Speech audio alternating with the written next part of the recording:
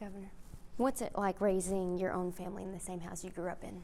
You know, it is a pretty unbelievable experience to come back to the governor's mansion, but this time as the governor, and get to make memories with my own kids. This is an unbelievable place to call home, something we're really proud of, and having so many memories here as a kid and now getting to watch our kids create their own memories here has been very special for our family, but also important to carry on a lot of the traditions that other first families have started, and we try to do that here at the governor's mansion.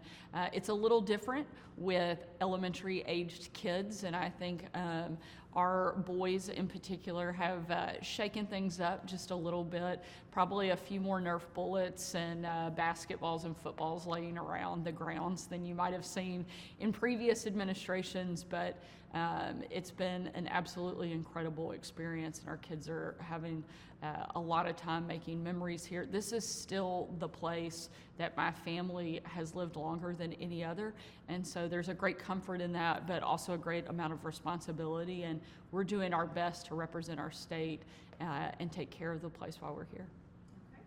As a mother of 3 with a deep understanding of the lifelong responsibilities of motherhood, because that never stops, what are your plans to address the Arkansas maternal health crisis? You know, it is pretty staggering to see Arkansas continually rank at the bottom when it comes to maternal health. It's something we've spent a lot of time over the last year and a half really focusing on how to improve those numbers. We know the best thing we can do is to help healthy moms have healthy babies, and that's exactly what we want to see. And so we've put together a task force to look at the best things that we can do to make a significant change.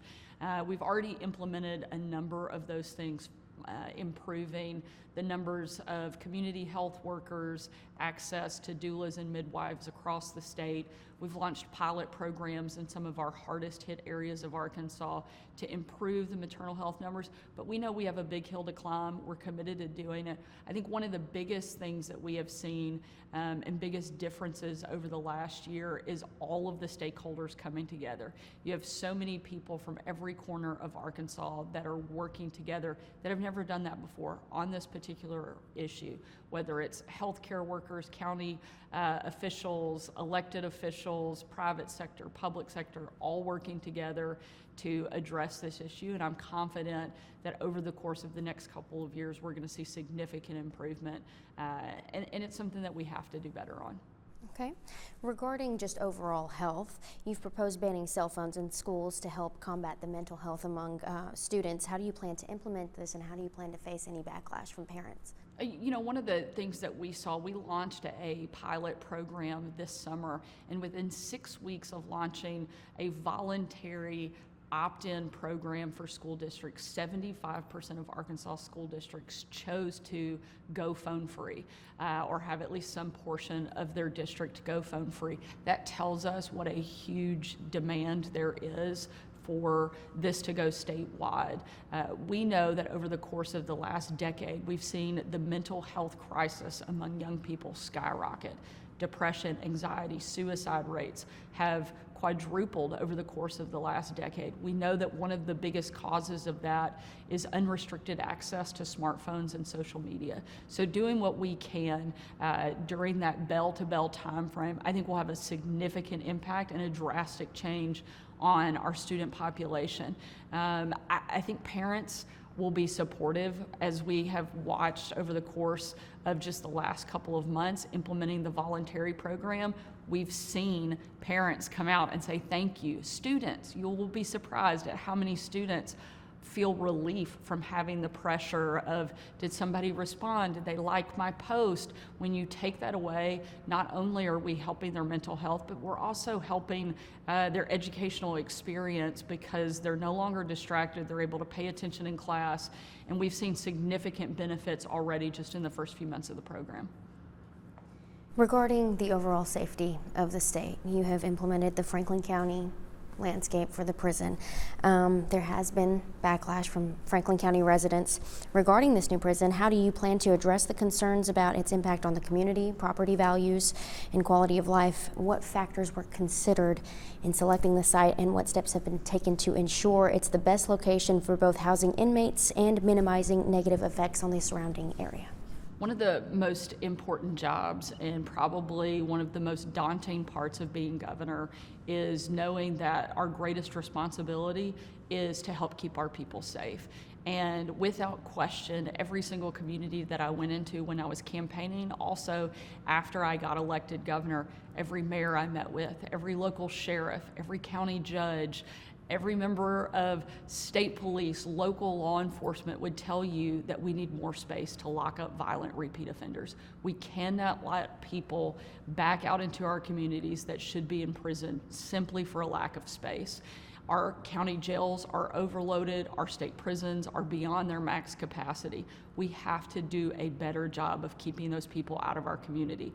The only way we can do that is to expand space. I'm proud of the fact that over the course of the last 2 years, we've been able to add 1,500 new beds in existing space that we have, but that's not enough. It's not a fun problem to have, certainly, but it is necessary for us to expand capacity. We did a tremendous amount of research and study to determine what was needed, what the best location, and what could support a prison of that size. Franklin County was determined the best place in the state by people who spent months studying, researching, and making that determination. And we're going to move forward with that space because we have to keep our people safe. There is an ongoing issue in Jefferson County with the county judge not passing the budget. And this is the second time in the last 6 months that county officials are not being paid. They were supposed to get paid on Wednesday. They still haven't gotten paid. Last time it took a month for some people to get paid. This causes overdrafts on their bank accounts. This causes them not to be able to go grocery shopping for their kids. Food is not available. What is a statement that you could tell the county judge? I know last time you made a call. I think what the judge is allowing to happen is simply unacceptable. People have put their time in, they've worked, and they need to receive their paychecks. They've got to get this worked out, and they need to do it as soon as possible. I'm calling on the county officials to get this job done and make it happen and take care of the people that they have been elected to serve. What do you see as the biggest challenges for the state overall in the next few years, and how do you plan to tackle them? Well, I think a lot of the things that we've been working on over the course of the last 2 years give us a great foundation. Arkansas is booming like we have never done before. We're #1 for economic growth in the country. We're #1 for inbound movers from anywhere else in the United States. People are moving to Arkansas because they like what they see. We've been investing in education. We've been focused on lowering the cost of living. Arkansas is #1 for the lowest cost of living in the country as well. Things are going really well, but we can't take our foot off the gas. We have to continue leaning in, investing heavily in education. We spent the last 2 years focusing a lot on K through 12 education. Over the course of the next few months in this legislative session, we plan to focus a lot on higher education, and not just our 4-year institutions, but making sure that every person in the state of Arkansas has opportunity and a pathway to success. That's going to look different for everybody. No two people are unique, so we shouldn't expect that their educational journey will be the same either. So we have to create a number of different pathways, and that's exactly what we've done. And I think we will continue to see Arkansas grow and thrive.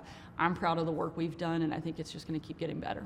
You're going to the inauguration. Tell me what you expect. Tell me what you expect in the next 4 years of Donald Trump's presidency and how that might benefit our state based on your friendship. Well, I'm extremely excited to go to the inauguration. I've been cheering on President Trump for the last 8 years, both in the White House and outside, and looking forward to him bringing common sense policies to build America back up. I think the last 4 years under the Biden administration have been a disaster for our country, and we will have a president back in the White House that understands that a secure border, a strong economy, and respect on the world stage are things things that matter. When the United States is strong, the rest of the world is too. And I think Donald Trump is the best person to bring that back. Arkansas will be one of the biggest supporters and cheerleaders as he takes office again, and I'm glad that we get to be there to be part of it. Thank you very much. Absolutely, thank you.